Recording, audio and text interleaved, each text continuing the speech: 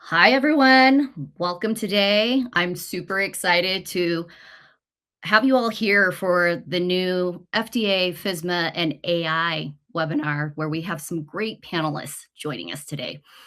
Um, Next slide. We're going to get started right away just because we have a packed amount of questions and a lot of questions also from the audience submitted. So we'll want to get through everything. I'm Nye Cannell, your host today from SafetyChain. Just quick thing on what FSMA Friday is, right? It's a monthly FSMA related news, regulation changes and updates, industry trends, and Q&A with the Acheson Group and SafetyChain. Next slide. Some things, right? Only the panelists' microphones are on. Ask questions, Q&A at the end, put them in the chat. My team is monitoring. The recording link will be shared, and audio issues, please use the call-in number if you need to. Okay, well, let's introduce our panelists. I'm so excited to welcome Dr. Miller back. He's the EVP of Regulatory and Science Affairs at the Acheson Group. He has 25 years of food and safety, public health, and he's been a great, I would say, presenter for us in the past. And then also welcoming Dean Brown, CEO of SafetyChain.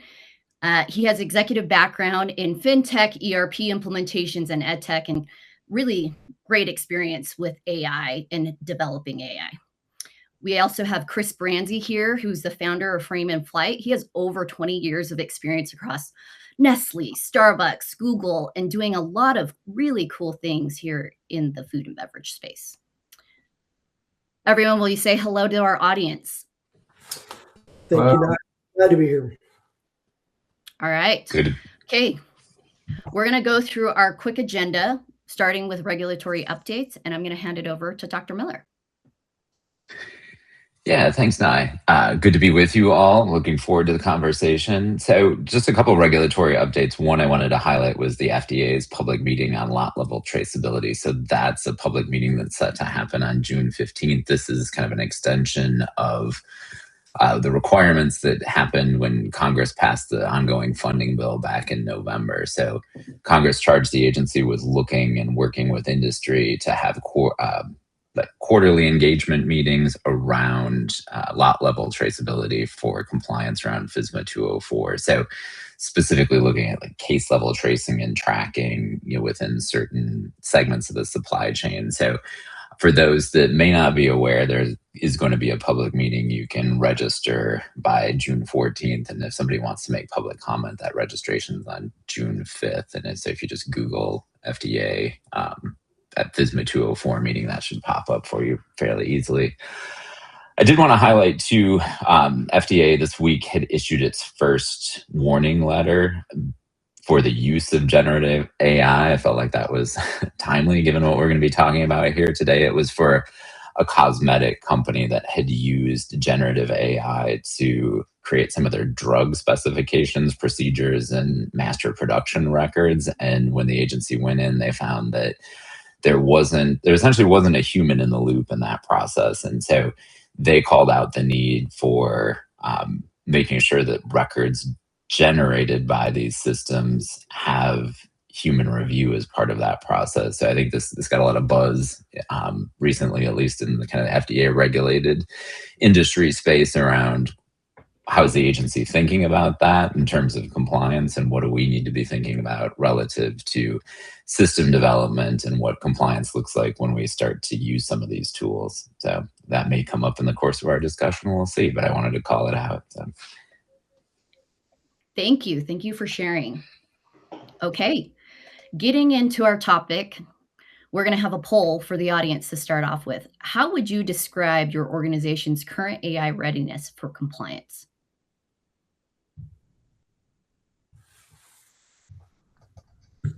Okay, please answer live. We'll give it a minute so that everyone can have a chance to ask.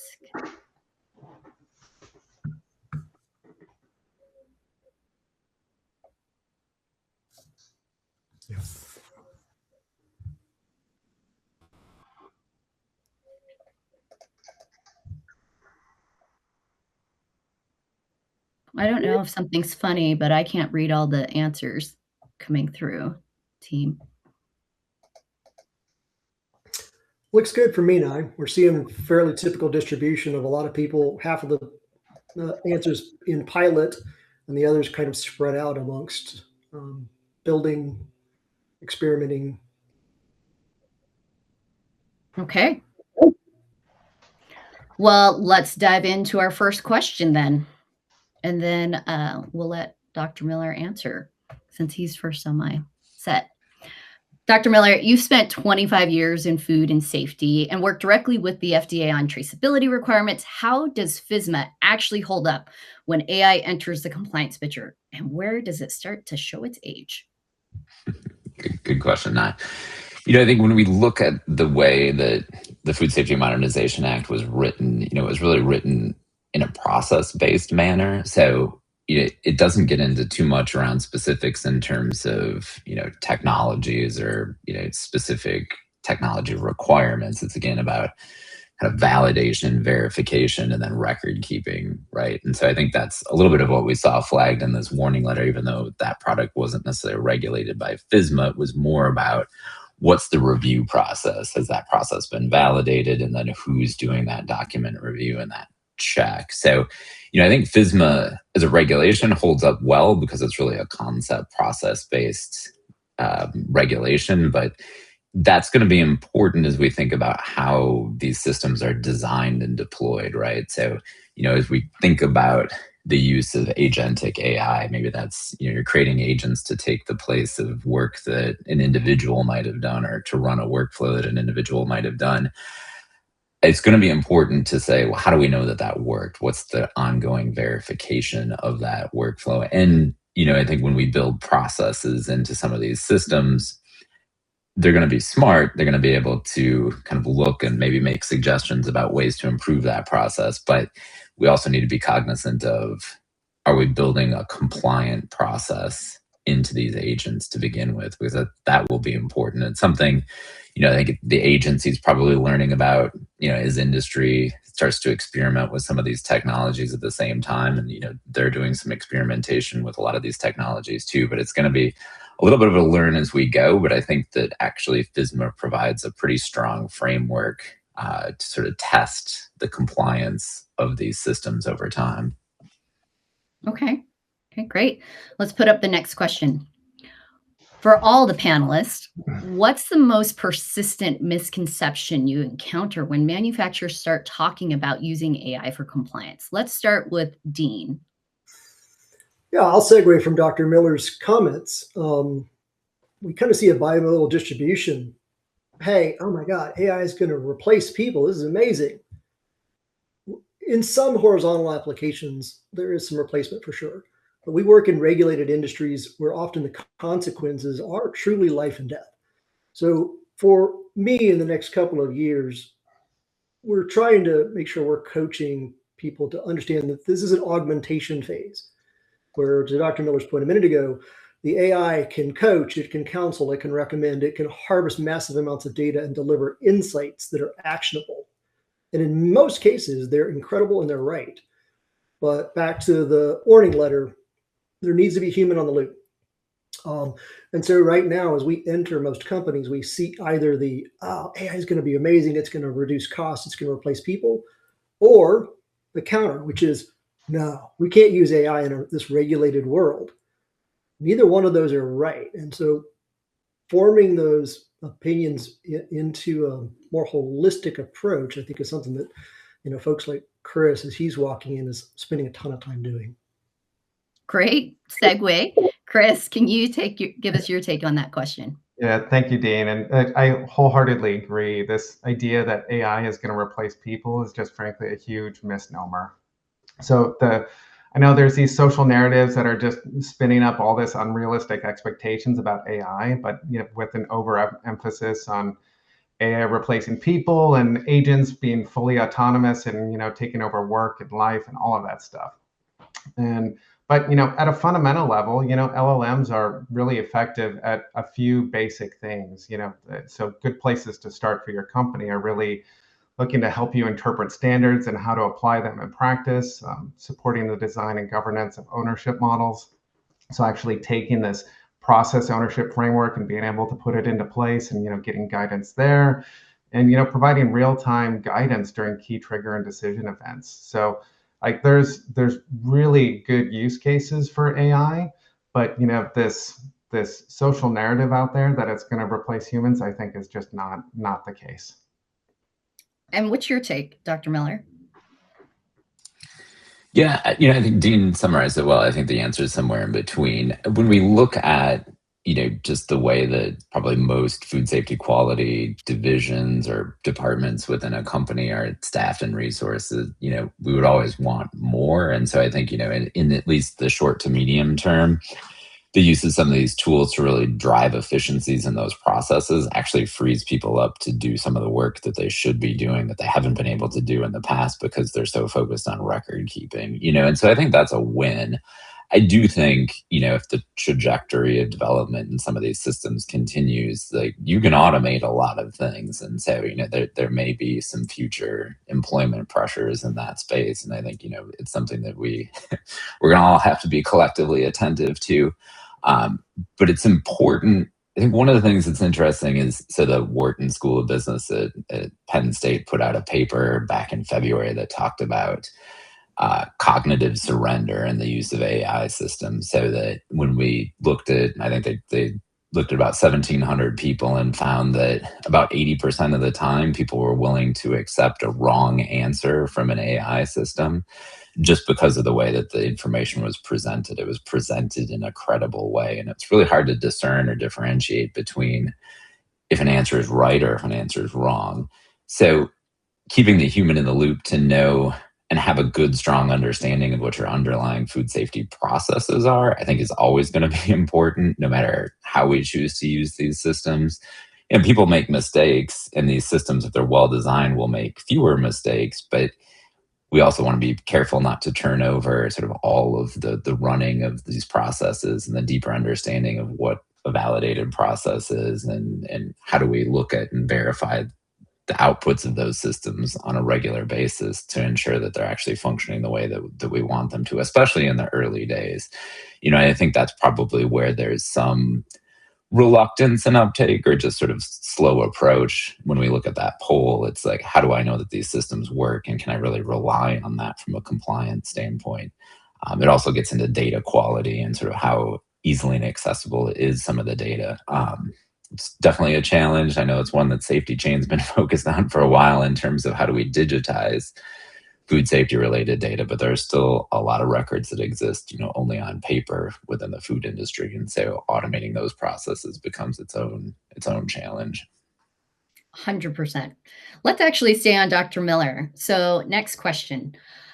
You've been on both sides of the regulatory table. Where are you seeing AI usage show up in audits, or different things?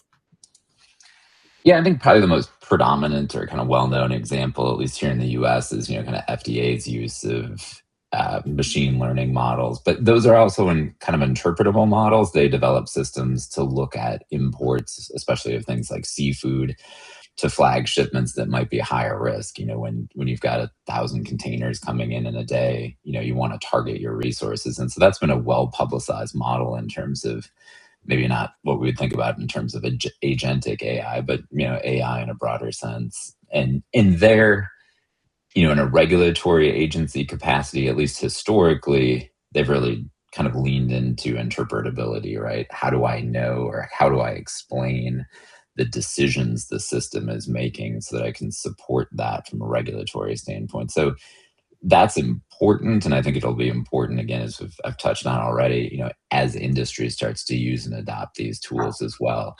I think we've seen limited use cases, and we're starting to see more, right? As this is kind of the snowball starting to roll down the hill and pick up speed and pick up mass and volume at the same time, and in people using either just simple LLMs to generate documents, SOPs, their food safety plans, things like that, or to actually perform some sort of audit function in terms of record review. And so there's a lot of companies out there that are trying to crack that nut and figure out what that looks like. And again, I think it gets back to a discussion around validation, verification, and kind of process monitoring, at its core. Well said. Okay, we have another poll question coming up around data governance. So what's the biggest barrier to using AI in your compliance program right now? Okay, results are coming in.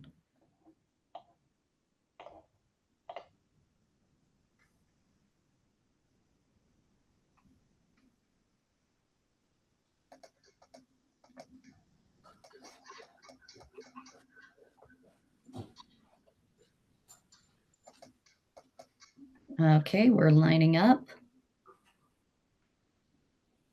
Interesting. Split across 3 of them coming through.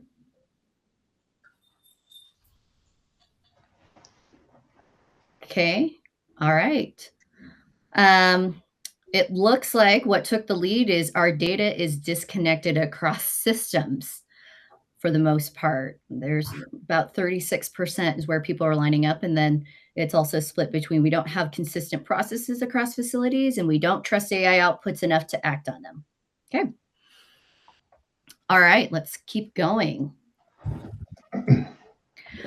Okay, Dean and Chris, SafetyChain operates inside these manufacturing environments daily. When a customer wants to apply AI on top of their existing systems, what do you typically find when you look at what's actually there? So we didn't game the poll. The poll results are indicative of what we typically see. We ran a survey that we do every year, and the number one factor that came out in the survey is the fragmentation of data. LIMS system over there, ERP system over there, quality data over there, production data over there, tribal knowledge floating around in Dr. Miller's head, all very, very difficult to synthesize. And one of the huge values of the tools that we have now, whether they are kind of math models around machine learning or they're some of the more recent LLMs, is the ability to synthesize data. But if you can't get the data or the data is crap, sorry, so what we see is this snowball effect that Dr. Miller's talking about. Let's go think about this AI thing. Absolutely. I mean, I'm drinking the Kool-Aid. But when we walk in, typically we see massive fragmentation of the data. And the second issue in the poll was processes. Processes, naming, consistency. We have a customer that wanted to look at root cause from a CAPA perspective across hundreds of facilities. Super smart thing to do. A great application for some of the emerging technologies. But the thing that took the most time in even trying to dig into the questions was plant number 112 has this type of naming convention and this data format, and plant number 218 has this. And the level of effort that went into just using ML techniques to categorize and then synthesize in a line was much more than the actual dig into the root cause analysis. So you were looking like 70-30, 70% of effort just to clean up the inconsistencies and fragmentation, and then 30% to actually get into some really interesting causal data. So we honestly see a mess. Okay. What do you think, Chris? Yeah, I mean, I'm not surprised by the poll at all. In fact, we see this all the time. We see underutilized platforms where you've actually made investments into large platforms, but they're just underutilized and they're not maturing over time. So you're not getting the value of structured data. Fractured data models, as Dean eloquently pointed out, you have for global enterprises or even enterprises with just a handful of locations, you might have different data definitions from one location to the next, and one thing means one thing in one location, and another field means another thing in another location, and that's super common. Also, what is also kind of interesting is we for some of these more mature enterprises, architectures and infrastructure that just frankly don't scale. That's pretty common, to be honest. But across all these maturity levels, AI is being applied without first defining how decisions should be supported across business through AI. And so when you think about not only your tool sets that you have and your technologies that you have, but and you want to put AI on top of these existing systems, you have to think about, well, what are the decisions that we want to be making as part of this improvement? And I've said many times that the most basic and highest impact use case for AI is frankly decision support. I think we use this all the time. I mean, if you have any level of membership of ChatGPT or Claude, I'm sure you ask it all sorts of different questions about life and about work and about finances and all this other stuff. And there's extreme value there. But one of the core challenges of food and beverage that we see is that quality and compliance decision making is largely implicit. So it lives in us, it lives in people, and it's not fully in structured systems. And so AI doesn't typically fix that problem. And so my advice is to actually start get platforms, start looking at your data, and structure your data around knowledge and decisions. Great answer. Let's stay on you. So you've directed over 200 million in technology investments across hundreds of facilities and organizations like Starbucks and Nestle. What distinguishes the companies that make AI work from those that invest significantly and then those that have little return? Yeah, it's a really good question because I read a statistic at one point in time that said that these AI projects that are spun up have about a 90% failure rate, and I'm just completely pulling that out of my pocket, so don't 100% quote me on that. But what I hear out in industry is that there's a lot of struggle there, and so. But the common approaches for applying AI and leveraging AI across your organization, it's like automating tasks, increasing individual productivity. This could be writing CAPAs faster, or it could be summarizing data that you might have stuck in a Excel spreadsheet somewhere, or generating insights based on a body of text that you have. So these are just fast and quick examples, but I wouldn't by any means call that transformational.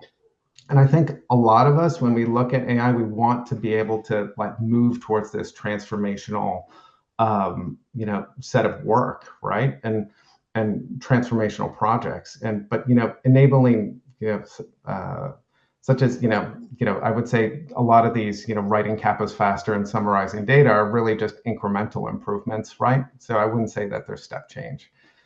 But ultimately, the real goal of AI here is not just to do the same work faster. It should be, you should be enabling new forms of decision making and value creation that frankly previously didn't exist.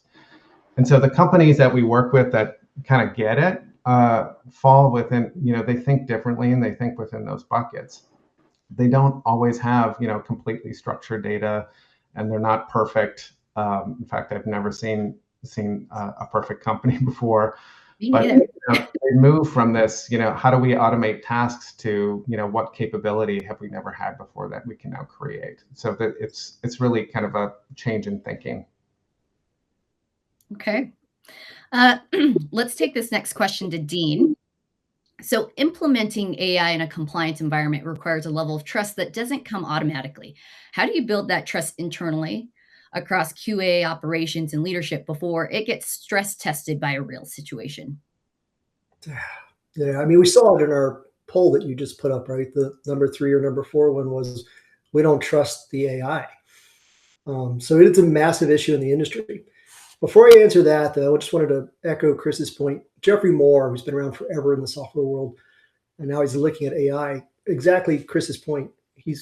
The opportunities here are in trapped value, places where we were never able to unlock the value in the past, as opposed to just the efficiencies that Chris pointed out. So I love Chris's point there a minute ago.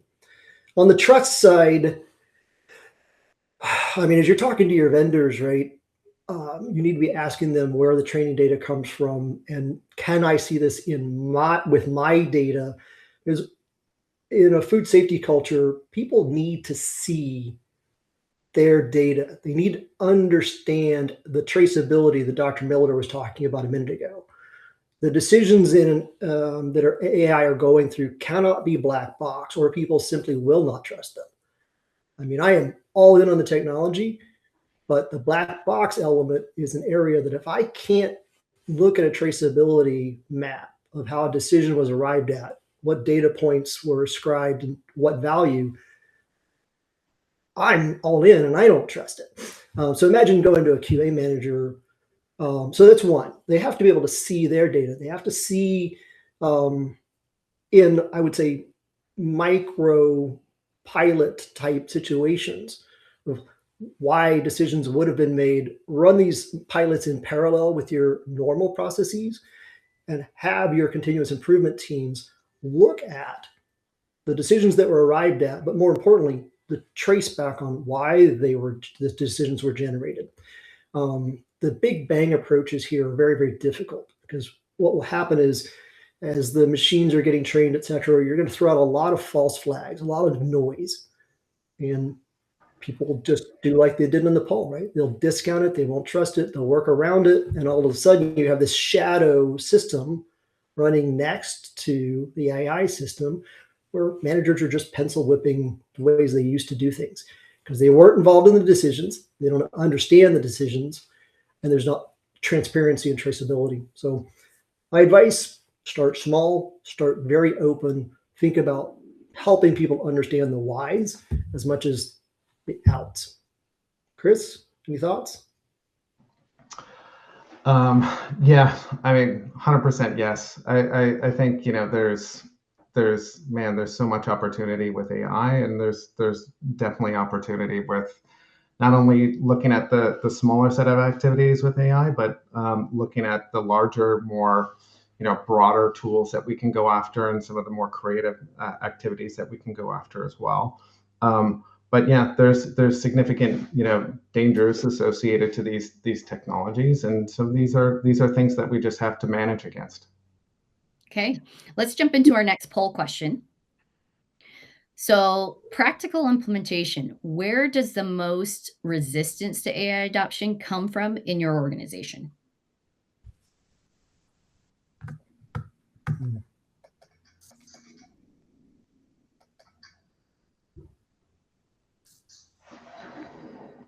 Okay, some questions coming in.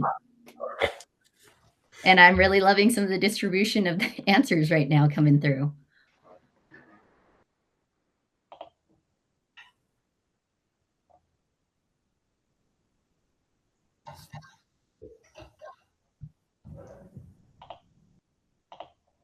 Okay, we'll give it another few seconds.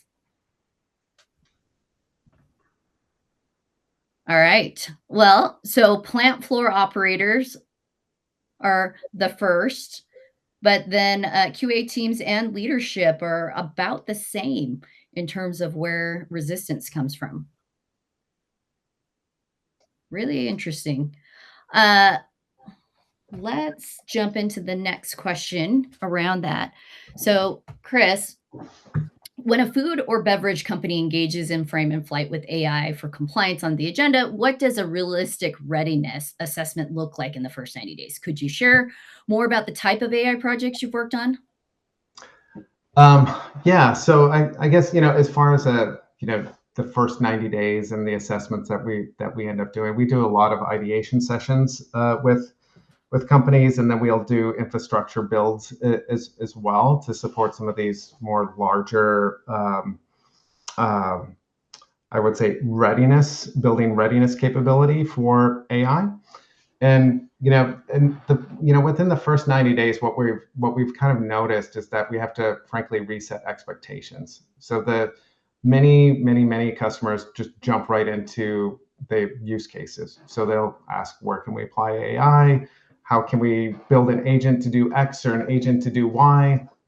And frankly, that's usually the wrong starting point. You're kind of jumping over all of these other things that you need to consider. And so for those of you that are not super familiar with the term agent and what it means, I thought I would describe it to you because it's kind of important when you think about how to actually approach it within your business. And so an agent is really just a program that's connected to an LLM, which is also connected to tools like Excel or Outlook, but it's also connected to your data. So out of those three pieces, the LLM, the tools, and the data, the only component of that is yours, that you have full control over, is the data. So you don't have control over those other pieces and how they operate. And so that's where we focus with our customers. Data is the only truly thing that you can control. And so that's the thing that we can get control over as well. So the correct starting point is infrastructure and data. And the first 90 days ultimately focus on building agents, not focused on building agents, but it's really focused on determining if AI will work within your environment. And what that typically looks like within organizations is kind of building out three different things. One is this, what we call this deterministic layer, which is, how do you have this data that is gated and has guardrails around it? And then the next piece is this probabilistic layer, which is, I would say, what we would consider your LLMs. So this is the engine the model that will be helping you make decisions. And then the third layer, which is, many people are just starting to understand the utilization of it, is this, what we call a knowledge graph.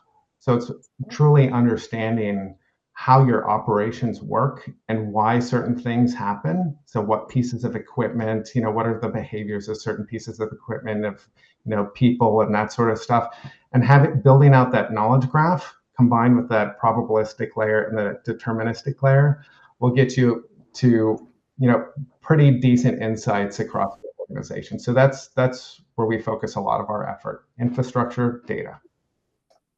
Thank you. So I'm going to advance to a future question where, where do you see AI have real application in food and beverage manufacturing? And I want to start with Dr. Miller, if that's okay.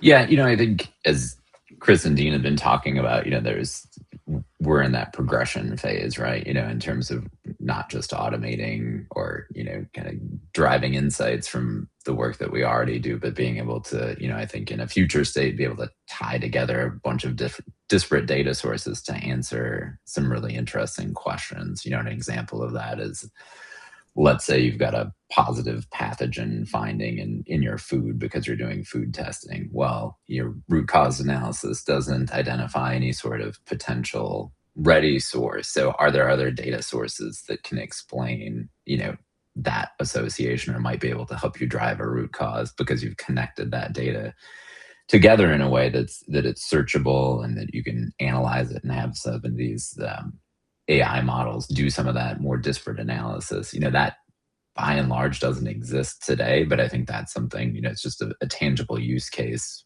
that that demonstrates, I think, a good use of AI in that particular sense. A lot of it's interesting because a lot of this kind of goes back to, there were some good papers published in the peer review literature in the early 2000s just around automation overall, especially in the context of like the FAA and the airline industry as technology started to improve in that space. And I think, we can think of it in terms of a continuum. You've got information acquisition, you've got information analysis, then you have decision making, and then ultimately you have sort of action taking by systems as we build and develop them. So, really what we're talking about here is more on that information acquisition analysis end. And I think, as Chris and Dean have said, where we're trying to move is more in that decision making place. There's still a human in the loop, but the system is able to take data and use that data in a way that we haven't been able to in the past and present, some interesting solutions, to the end user that haven't existed before. That jump to action taking, I think that's the concern that we saw in the FDA warning letter, right? And so that's a premature use. If you're just overly relying on some of these systems and having them write your SOPs and your product specifications and just not doing any validation of that, it's probably not where we want to be right now. Totally. Sorry, someone's at my door. Dean, same question to you. Where do you see application in the food and beverage space? Everywhere, and that's both the curse and the benefit, right? So where do you start? People are overwhelmed right now. So from a practical perspective, one of the things I would do with your continuous improvement teams, et cetera, just a fast 2x2, looking at time to value and business impact. A lot of people are jumping into some of the big projects. Some of people are jumping into the little projects. I think you need to create a portfolio. People need to see wins. They need to see accurate, solid, impactful things. These 2-year projects get very, very difficult to keep momentum behind.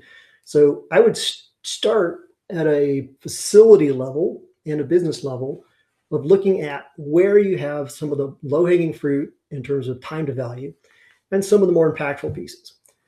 Areas that we're seeing right now, supplier management and monitoring, supplier holds, writing the cap is doing the root cause stuff is pretty low-hanging fruit.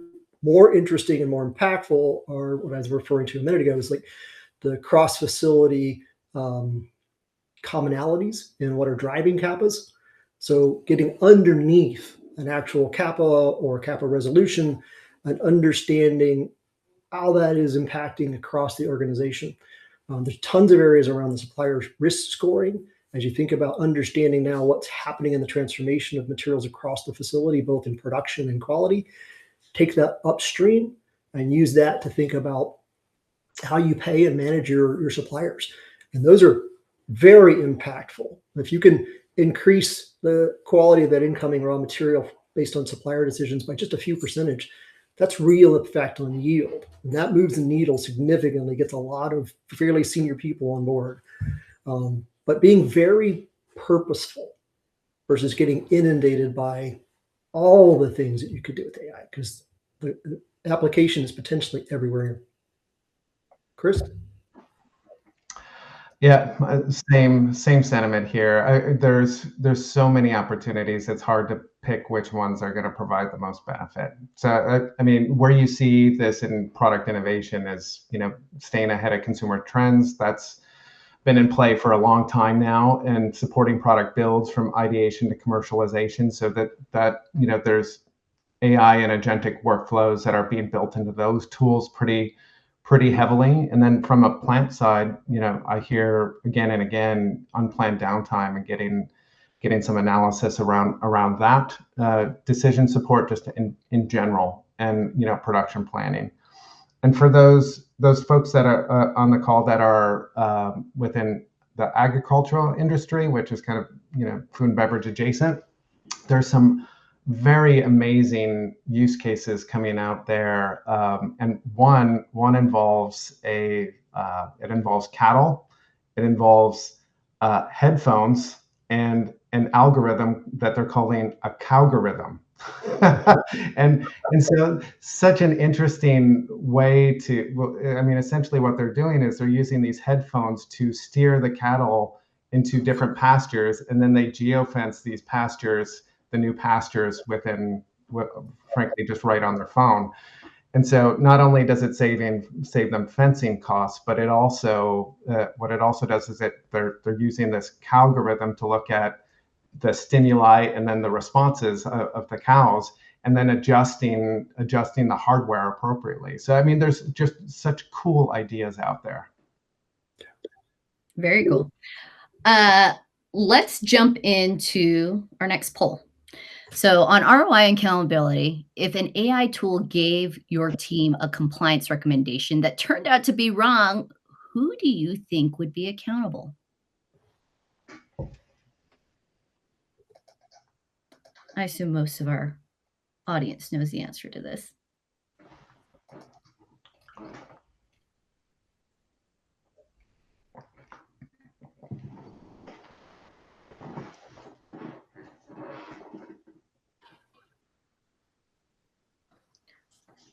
I'm going to let Dr. Miller tell us what's the appropriate answer on this poll.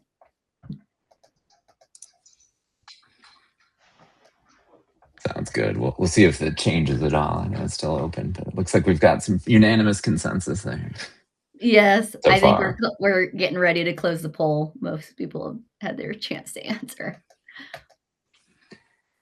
Sounds good.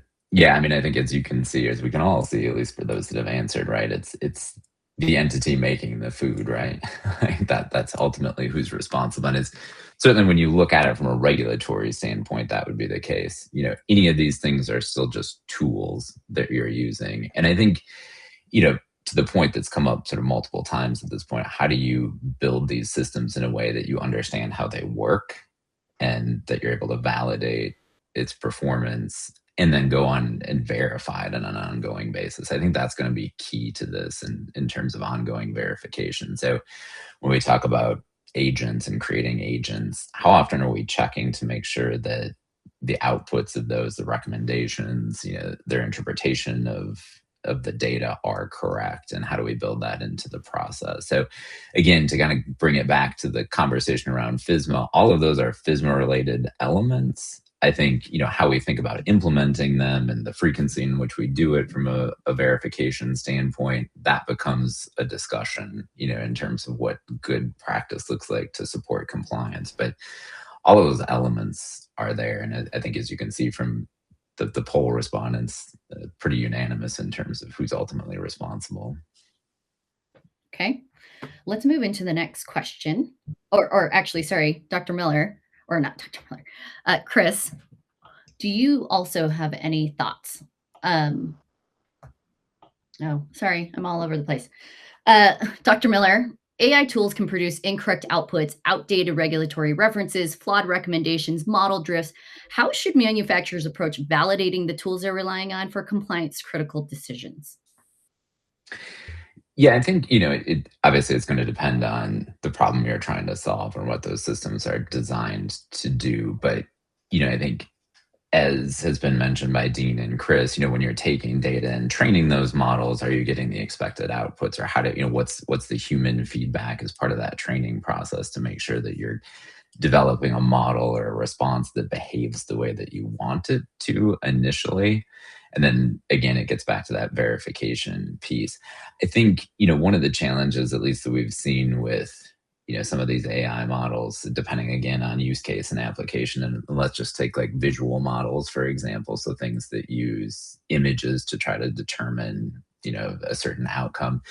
You need a fair amount of training data, right? And you also need to make sure that that model is not necessarily biased in terms of its performance overall. And I think a good example of that, from a few years ago is using images in an AI model to try to predict if a particular mole was cancerous or not, right? Well, some of that initial training data in that particular application looked at anything where a ruler was present in that image was more typically likely to be flagged as cancerous, just because that was kind of the way it showed up in the training data. So it requires a fundamental understanding of the data that these models are being trained on, and especially if it's internal company data. One, do you have enough of it? Two, is it high quality enough? And then three, how do we understand that data to have any sort of potential for being biased? I think that's just one example of the considerations that need to be in place when we're building these systems so that they behave in a way that's somewhat predictable and that's giving outputs that we can hopefully trust. Okay, Chris, what are your thoughts? Yeah, I mean, the same. There should always be a human in the loop here with any decision associated with AI. I think we know that these models have their flaws, and they just generally need oversight. They should not be fully trusted. So the reality of these AI systems is that the outputs ultimately can be improved and controlled with providing guardrails around your data and having a good knowledge graph and all of that stuff. But errors are always going to occur, and so it's critical that we actively manage against that risk. Case in point, there was an interesting.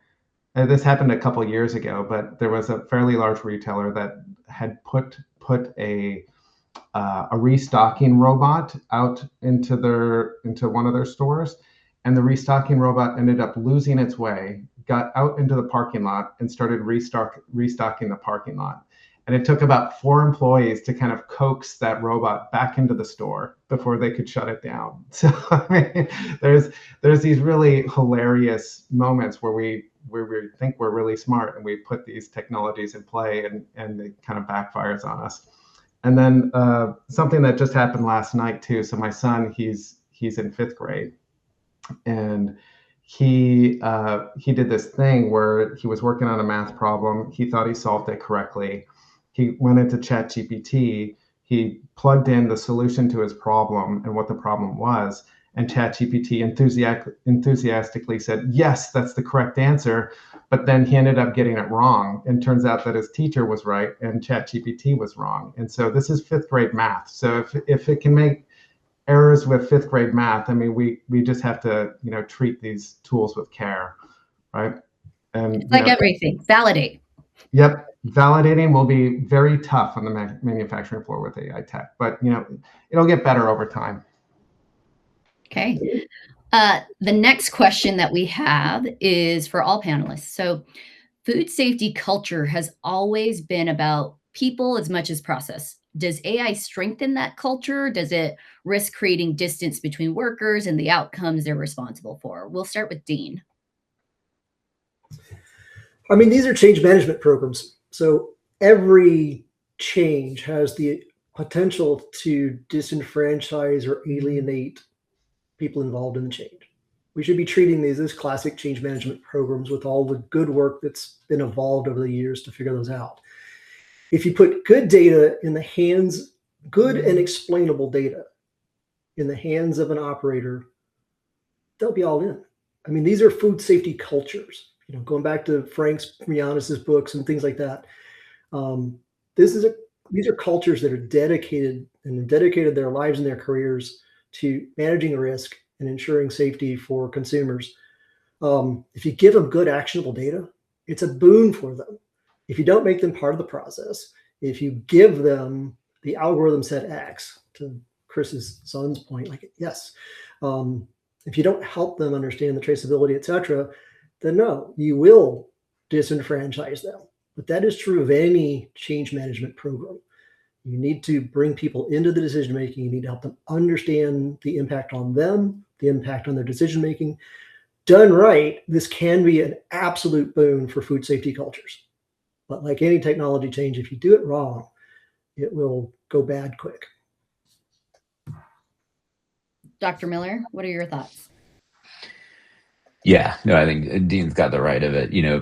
I think if these initiatives are kind of brought forth in a way that, we're going to just drive, efficiency as much as possible, and that, reduces headcount, the food safety quality space, I think, that's going to press against people's willingness to adopt these systems. Again, I go back to, in very few instances have I seen, food safety quality teams that are overstaffed. So, I think being able to talk about both the potential benefits of using these systems and bringing, the users along as part of the design and development process is really key in building that trust. And that's, if we talk about food safety culture, that has to start at the leadership level, right? With everything that we know about food safety culture. So it's going to be up to the leadership if they want to bring some of these solutions into place to make sure that it's done in a way that people want to buy into and participate with these systems. Otherwise, you certainly run the risk of, just a lack of buy-in, a lack of trust, people creating these shadow systems because they don't trust the system or because they feel like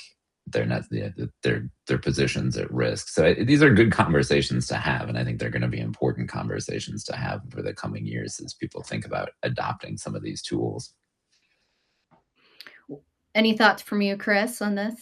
Yeah, I guess just briefly, because I think both Dr. Miller and Dean had some really, really good points, and I don't want to repeat too many of them. But I think it strengthens the food safety culture. It strengthens them by helping these teams better understand and managing risk at a more granular level. So the benefits of these technologies is that, frankly, it can see things that we don't necessarily have the capacity to see or have the bandwidth to see.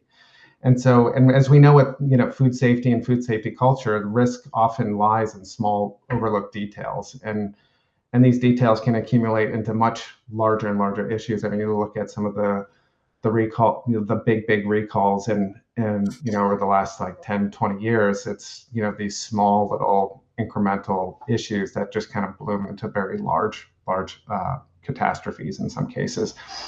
And so, my core belief is that the devil's in the details, and these small gaps, not big failures, are often what leads to risk. And identifying and kind of exposing those is going to help strengthen these food safety teams. Thank you. In essence of time, because I do want to get to some questions from the audience, I'm going to ask one last question of all of you.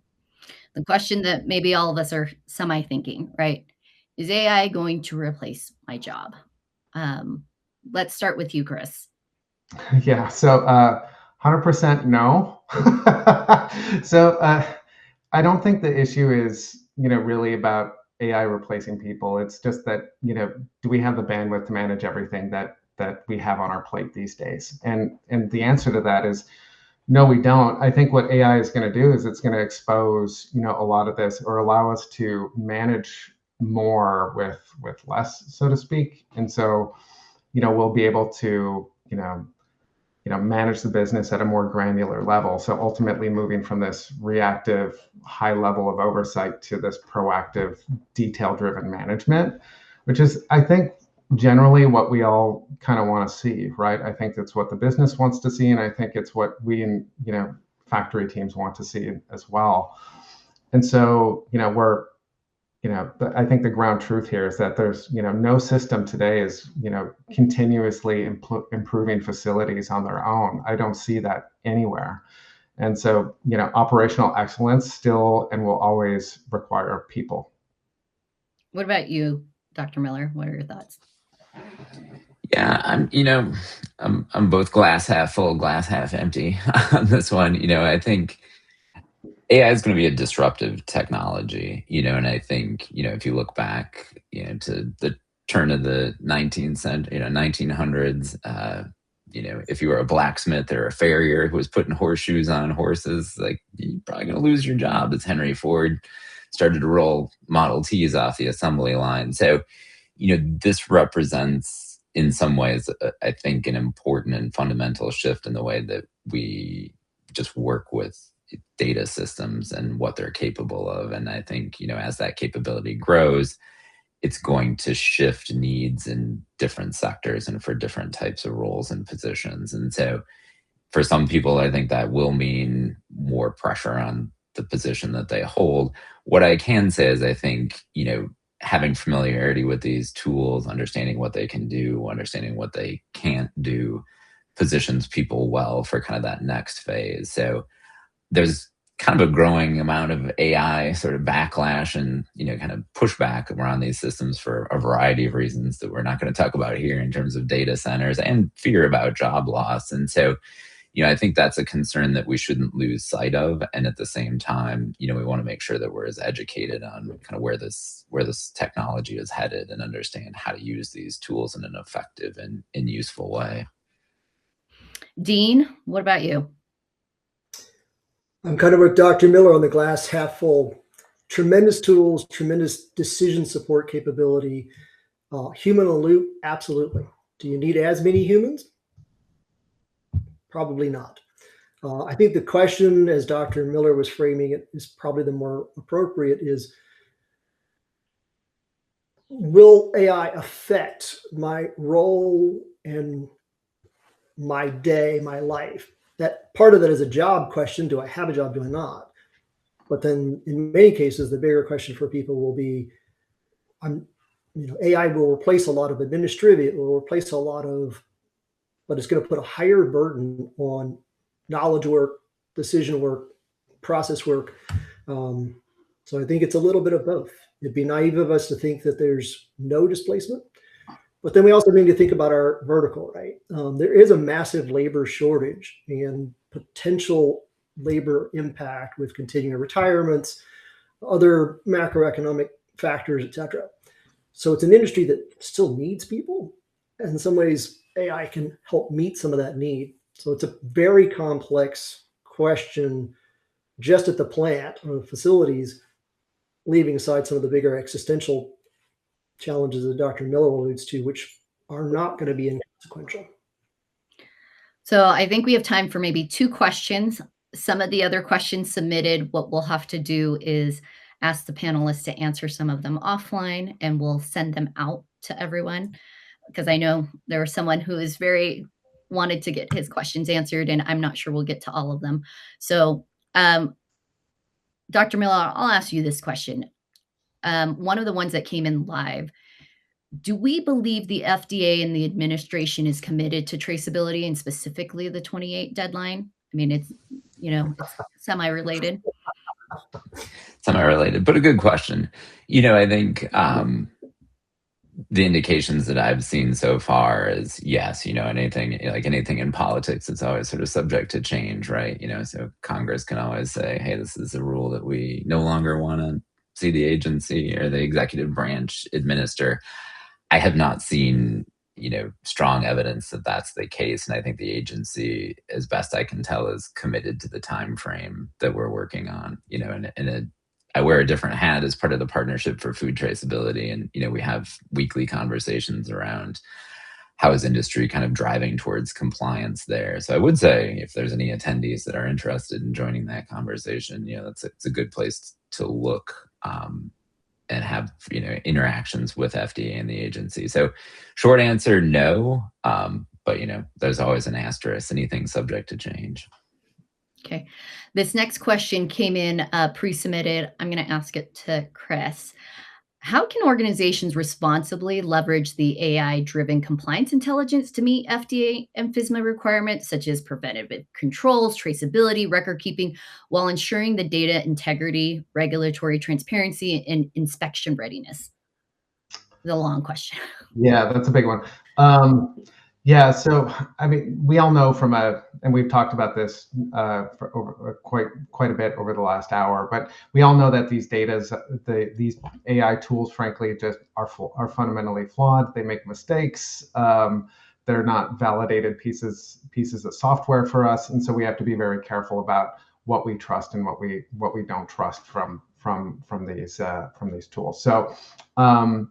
So yes. So but with that, you kind of have to leverage those tools because they do provide a significant amount of value. So I feel like as we're extending ourselves into AI, the leveraging it for decision support, even if it's incorrect from that initial set of points that it might deliver back to you, there are often nuggets within these outputs that they have based on questions that you have or questions on a framework, and those nuggets end up spurring other thoughts for you to kind of ponder on and kind of grow and mature as well. So there's a good amount of uses for this within food safety, within understanding FSMA guidelines, all of this, but take it with a grain of salt and grab the nuggets that you see there.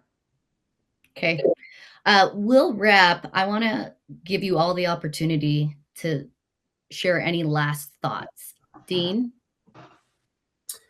Just building on Chris's point, yes, we need to be aware of the challenges in technology, but I think Dr. Miller made the point earlier, humans are also flawed. If you statistically compare decisions between humans and an LLM, as many times as we ding the LLM, right, statistically, given the same sets of decision inputs, the LLMs are often more correct. And so for us going forward, it's figuring out the processes and the guardrails that take advantage of the best elements of human, best elements of these agentic systems, at least for the next couple of years, right? Who knows? My crystal ball doesn't go past the next couple of years because the pace of change is so dramatic. But right now we have an incredible opportunity to combine the best of those two points in life in the spirit of food safety culture, right? So get started, now, lay down the foundations of the data consistency, process consistencies, etc. Pick a couple of places where you think you can have true measurable impact. I don't think you can wait. Dr. Miller, any last thoughts? Yeah, just briefly. I mean, I think conversations like this are important, right? It's a fast moving technology. I think, we all have some sense of use cases and what it might look like and how it might function. And at the same time, what that could look like or how it might function in 6 or 12 months could be significantly different. I think critical thinking skills, a little bit of skepticism, and just having expertise and understanding what your processes are still going to be really key and important in terms of that human in loop aspect. I think as humans, we still want to know that somebody is there looking at the outputs of these systems and that there is that review process. I think when we think about getting on an airplane, would you get on an airplane without a pilot? The plane might mostly fly itself anyways, but we want to know that somebody's there that understands how the plane works, how it flies, and can take over, if there's an emergency. So I think that's true of these systems, but we're in a period of inflection and it's gonna be an interesting ride for the next 5 years.